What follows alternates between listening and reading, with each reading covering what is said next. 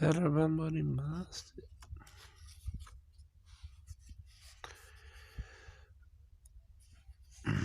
E aggiunse una frase terribile nella sua misteriosa reticenza. Il duca andò a vedere nell'alloggio dove era stata condotta e le disse alcune parole di cui non mi ricordo bene, nonostante fosse stato presente. È probabile che il duca, incontrandola, l'abbia duramente umiliata, insultata volgarmente, pronunciando parole non degne di un nobile della sua levatura, parole irriferibili che appunto prudentemente, per evitare fastidi, il cronista borgognone ritenne di dover dimenticare. La notizia della cattura di Jeanne d'Arc si abbatté sull'esercito vittorioso di René come un fulmine, gettando la truppa nello sconforto. I soldati erano gente semplice, superstiziosa, e furono assaliti dal panico, come se avessero perduto il loro amuleto. Il loro corno porta fortuna. Il loro angelo custode, anche nei momenti di riposo. Attorno al fuoco dei bivacchi, tutti avevano perso la loro naturale loquacità, la loro allegria e persino il loro appetito. Avevano smesso di bestemmiare, facendosi un furtivo segno della croce, recitavano tra sé e sé qualche preghiera. Ognuno leggeva negli occhi degli altri un presentimento. Un'ombra di sgomento vi leggeva la paura.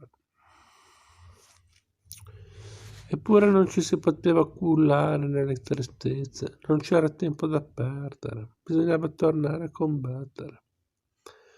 E così tra scaramucce e imboscate passavano i mesi. Intanto il maresciallo di Toulon-Jean, dopo la disfatta di Chartres, aveva ricostituito un esercito ancora più forte,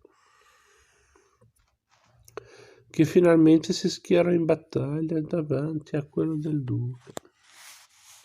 Sfoggiavano le loro smaglianti armature molti nobili borgognoni, ai quali si erano aggiunti il principe d'Orange, il duca di Savoia, il conte di Friburgo e diversi capitani inglesi.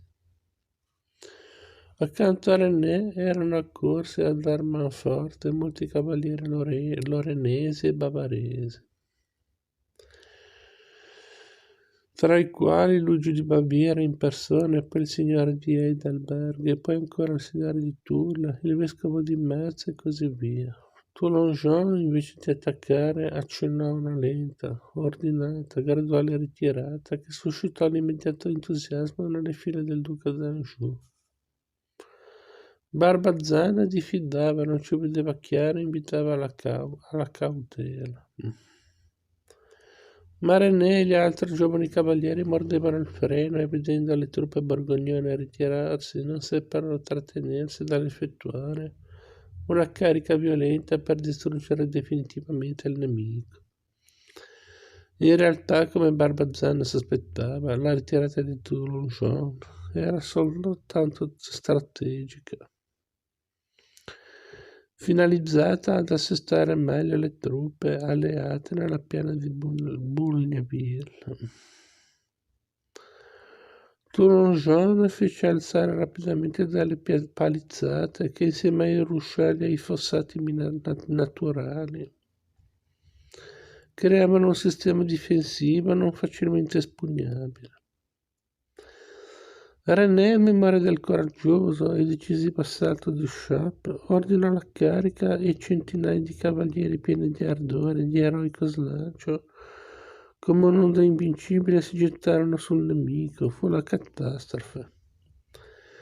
Le difese nemiche arrestarono l'urto e la cavalleria di René, perduto lo slancio, cominciò a sbandare, a ripiegare e poi, mentre dal cielo piovevano nugole di frecce inglesi, partì al contrattacco la cavalleria borgognona. Fu un fuggi generale.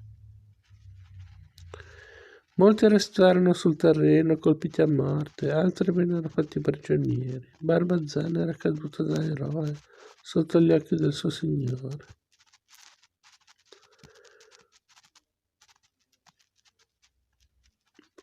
L'arcivescovo di Metz, Collard de Saucy, e altri 200 cavalieri, il fiore della nobiltà lorenese e gioina, erano stati fatti prigionieri.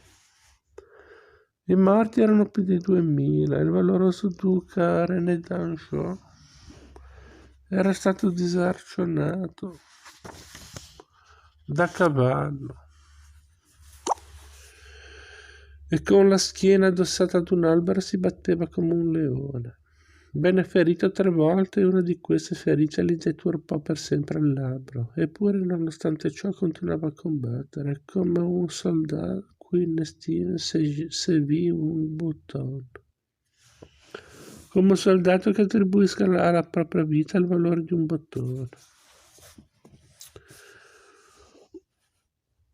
Poco dopo fu catturato, era il 30 giugno 1431, il giorno in cui, come si seppe più tardi, Giovanna d'Arco morì sul rogo. Capitolo 11. Verso la Provenza.